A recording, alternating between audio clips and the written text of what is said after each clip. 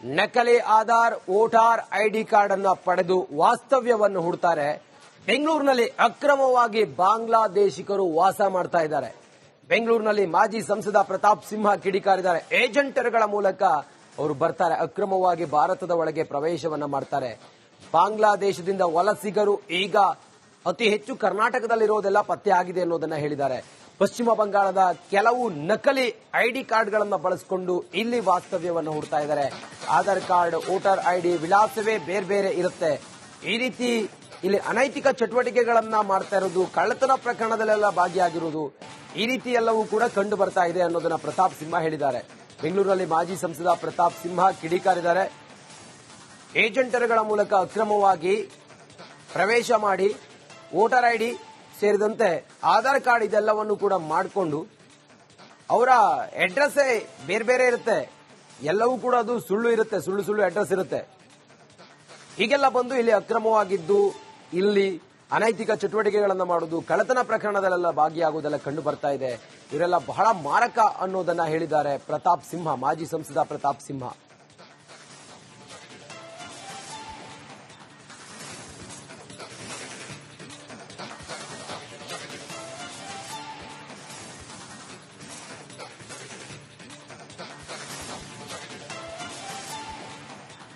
ನಕಲಿ Aadhaar voter ID card ಅನ್ನು ಪಡೆದು ವಾಸ್ತವ್ಯವನ್ನು ಹೂಡ್ತಾರೆ. ಬೆಂಗಳೂರಿನಲ್ಲಿ ಅಕ್ರಮವಾಗಿ ಬಾಂಗ್ಲಾದೇಶಿಗರು ವಾಸ ಮಾಡ್ತಾ ಇದ್ದಾರೆ. ಬೆಂಗಳೂರಿನಲ್ಲಿ ಮಾಜಿ ಸಂಸದ ಪ್ರತಾಪ್ ಸಿಂಹ ಕಿಡಿಕಾರಿದ್ದಾರೆ. ಏಜೆಂಟರ್ಗಳ ಮೂಲಕ ಅವರು ಬರ್ತಾರೆ, ಅಕ್ರಮವಾಗಿ ಭಾರತದ ಒಳಗೆ ಪ್ರವೇಶವನ್ನ ಮಾಡ್ತಾರೆ. ಬಾಂಗ್ಲಾದೇಶದಿಂದ ವಲಸಿಗರು ಈಗ ಅತಿ ಹೆಚ್ಚು ಕರ್ನಾಟಕದಲ್ಲಿರೋದೆಲ್ಲ ಪತ್ತೆ ಆಗಿದೆ ಅನ್ನೋದನ್ನ ಹೇಳಿದ್ದಾರೆ. ಪಶ್ಚಿಮ ಬಂಗಾಳದ ಕೆಲವು ನಕಲಿ ಐಡಿ ಕಾರ್ಡ್ಗಳನ್ನು ಬಳಸಿಕೊಂಡು ಇಲ್ಲಿ ವಾಸ್ತವ್ಯವನ್ನು ಹೂಡ್ತಾ ಇದ್ದಾರೆ. ಆಧಾರ್ ಕಾರ್ಡ್, ವೋಟರ್ ಐಡಿ ವಿಳಾಸವೇ ಬೇರೆ ಬೇರೆ ಇರುತ್ತೆ. ಈ ರೀತಿ ಇಲ್ಲಿ ಅನೈತಿಕ ಚಟುವಟಿಕೆಗಳನ್ನ ಮಾಡ್ತಾ ಇರೋದು, ಕಳ್ಳತನ ಪ್ರಕರಣದಲ್ಲೆಲ್ಲ ಭಾಗಿಯಾಗಿರುವುದು, ಈ ರೀತಿ ಎಲ್ಲವೂ ಕೂಡ ಕಂಡು ಬರ್ತಾ ಇದೆ ಅನ್ನೋದನ್ನ ಪ್ರತಾಪ್ ಸಿಂಹ ಹೇಳಿದ್ದಾರೆ.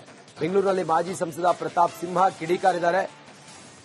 ಏಜೆಂಟರ್ಗಳ ಮೂಲಕ ಅಕ್ರಮವಾಗಿ ಪ್ರವೇಶ ಮಾಡಿ ವೋಟರ್ ಐಡಿ ಸೇರಿದಂತೆ ಆಧಾರ್ ಕಾರ್ಡ್ ಇದೆಲ್ಲವನ್ನು ಕೂಡ ಮಾಡಿಕೊಂಡು ಅವರ ಅಡ್ರೆಸ್ ಬೇರೆ ಬೇರೆ ಇರುತ್ತೆ.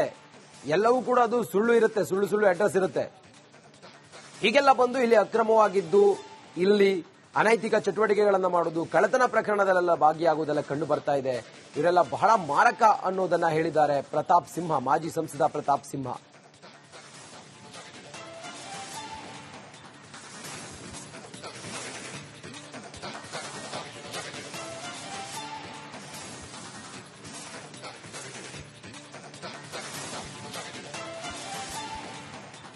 ನಕಲಿ ಆಧಾರ್ ವೋಟರ್ ಐಡಿ ಕಾರ್ಡ್ ಅನ್ನು ಪಡೆದು ವಾಸ್ತವ್ಯವನ್ನು ಹೂಡ್ತಾರೆ. ಬೆಂಗಳೂರಿನಲ್ಲಿ ಅಕ್ರಮವಾಗಿ ಬಾಂಗ್ಲಾದೇಶಿಗರು ವಾಸ ಮಾಡ್ತಾ ಇದ್ದಾರೆ.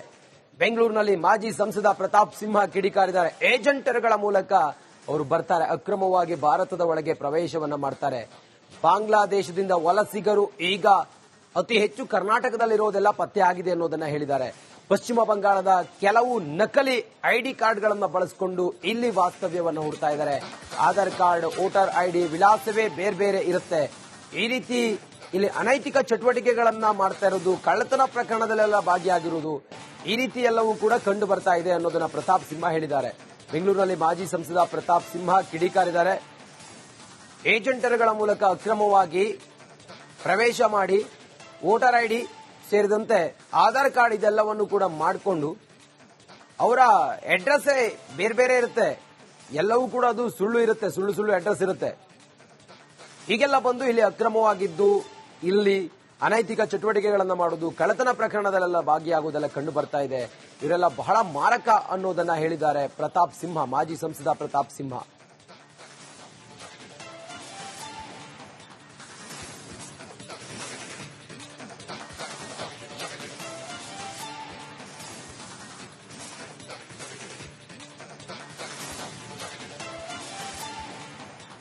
ನಕಲಿ ಆಧಾರ್ ವೋಟರ್ ಐಡಿ ಕಾರ್ಡ್ ಅನ್ನು ಪಡೆದು ವಾಸ್ತವ್ಯವನ್ನು ಹೂಡ್ತಾರೆ. ಬೆಂಗಳೂರಿನಲ್ಲಿ ಅಕ್ರಮವಾಗಿ ಬಾಂಗ್ಲಾದೇಶಿಗರು ವಾಸ ಮಾಡ್ತಾ ಇದ್ದಾರೆ. ಬೆಂಗಳೂರಿನಲ್ಲಿ ಮಾಜಿ ಸಂಸದ ಪ್ರತಾಪ್ ಸಿಂಹ ಕಿಡಿಕಾರಿದ್ದಾರೆ. ಏಜೆಂಟರ್ಗಳ ಮೂಲಕ ಅವರು ಬರ್ತಾರೆ, ಅಕ್ರಮವಾಗಿ ಭಾರತದ ಒಳಗೆ ಪ್ರವೇಶವನ್ನ ಮಾಡ್ತಾರೆ.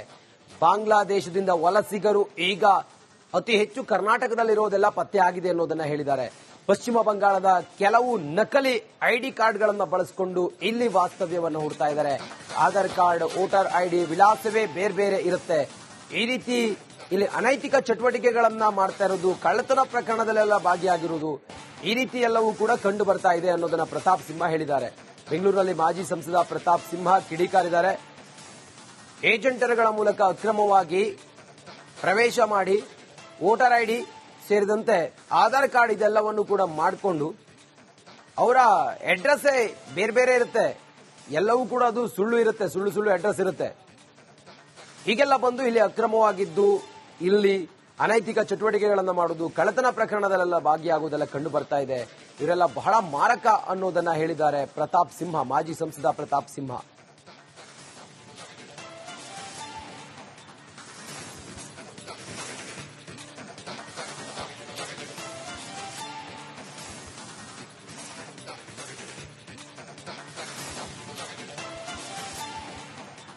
ನಕಲಿ ಆಧಾರ್, ವೋಟರ್ ಐಡಿ ಕಾರ್ಡ್ ಅನ್ನ ಪಡೆದು ವಾಸ್ತವ್ಯವನ್ನು ಹೂಡ್ತಾರೆ. ಬೆಂಗಳೂರಿನಲ್ಲಿ ಅಕ್ರಮವಾಗಿ ಬಾಂಗ್ಲಾದೇಶಿಗರು ವಾಸ ಮಾಡ್ತಾ ಇದ್ದಾರೆ. ಬೆಂಗಳೂರಿನಲ್ಲಿ ಮಾಜಿ ಸಂಸದ ಪ್ರತಾಪ್ ಸಿಂಹ ಕಿಡಿಕಾರಿದ್ದಾರೆ. ಏಜೆಂಟರುಗಳ ಮೂಲಕ ಅವರು ಬರ್ತಾರೆ, ಅಕ್ರಮವಾಗಿ ಭಾರತದ ಒಳಗೆ ಪ್ರವೇಶವನ್ನ ಮಾಡ್ತಾರೆ. ಬಾಂಗ್ಲಾದೇಶದಿಂದ ವಲಸಿಗರು ಈಗ ಅತಿ ಹೆಚ್ಚು ಕರ್ನಾಟಕದಲ್ಲಿರೋದೆಲ್ಲ ಪತ್ತೆ ಆಗಿದೆ ಅನ್ನೋದನ್ನ ಹೇಳಿದ್ದಾರೆ. ಪಶ್ಚಿಮ ಬಂಗಾಳದ ಕೆಲವು ನಕಲಿ ಐಡಿ ಕಾರ್ಡ್ಗಳನ್ನು ಬಳಸಿಕೊಂಡು ಇಲ್ಲಿ ವಾಸ್ತವ್ಯವನ್ನು ಹೂಡ್ತಾ ಇದ್ದಾರೆ. ಆಧಾರ್ ಕಾರ್ಡ್, ವೋಟರ್ ಐಡಿ ವಿಳಾಸವೇ ಬೇರೆ ಬೇರೆ ಇರುತ್ತೆ. ಈ ರೀತಿ ಇಲ್ಲಿ ಅನೈತಿಕ ಚಟುವಟಿಕೆಗಳನ್ನ ಮಾಡ್ತಾ ಇರೋದು, ಕಳ್ಳತನ ಪ್ರಕರಣದಲ್ಲೆಲ್ಲ ಭಾಗಿಯಾಗಿರುವುದು, ಈ ರೀತಿ ಎಲ್ಲವೂ ಕೂಡ ಕಂಡು ಬರ್ತಾ ಇದೆ ಅನ್ನೋದನ್ನ ಪ್ರತಾಪ್ ಸಿಂಹ ಹೇಳಿದ್ದಾರೆ. ಬೆಂಗಳೂರಿನಲ್ಲಿ ಮಾಜಿ ಸಂಸದ ಪ್ರತಾಪ್ ಸಿಂಹ ಕಿಡಿಕಾರಿದ್ದಾರೆ. ಏಜೆಂಟರುಗಳ ಮೂಲಕ ಅಕ್ರಮವಾಗಿ ಪ್ರವೇಶ ಮಾಡಿ ವೋಟರ್ ಐಡಿ ಸೇರಿದಂತೆ ಆಧಾರ್ ಕಾರ್ಡ್ ಇದೆಲ್ಲವನ್ನು ಕೂಡ ಮಾಡಿಕೊಂಡು ಅವರ ಅಡ್ರೆಸ್ ಬೇರೆ ಬೇರೆ ಇರುತ್ತೆ. ಎಲ್ಲವೂ ಕೂಡ ಅದು ಸುಳ್ಳು ಇರುತ್ತೆ, ಸುಳ್ಳು ಅಡ್ರೆಸ್ ಇರುತ್ತೆ. ಹೀಗೆಲ್ಲ ಬಂದು ಇಲ್ಲಿ ಅಕ್ರಮವಾಗಿದ್ದು ಇಲ್ಲಿ ಅನೈತಿಕ ಚಟುವಟಿಕೆಗಳನ್ನು ಮಾಡುವುದು, ಕಳ್ಳತನ ಪ್ರಕರಣದಲ್ಲೆಲ್ಲ ಭಾಗಿಯಾಗುವುದೆಲ್ಲ ಕಂಡು ಬರ್ತಾ ಇದೆ. ಇವರೆಲ್ಲ ಬಹಳ ಮಾರಕ ಅನ್ನೋದನ್ನ ಹೇಳಿದ್ದಾರೆ ಪ್ರತಾಪ್ ಸಿಂಹ, ಮಾಜಿ ಸಂಸದ ಪ್ರತಾಪ್ ಸಿಂಹ.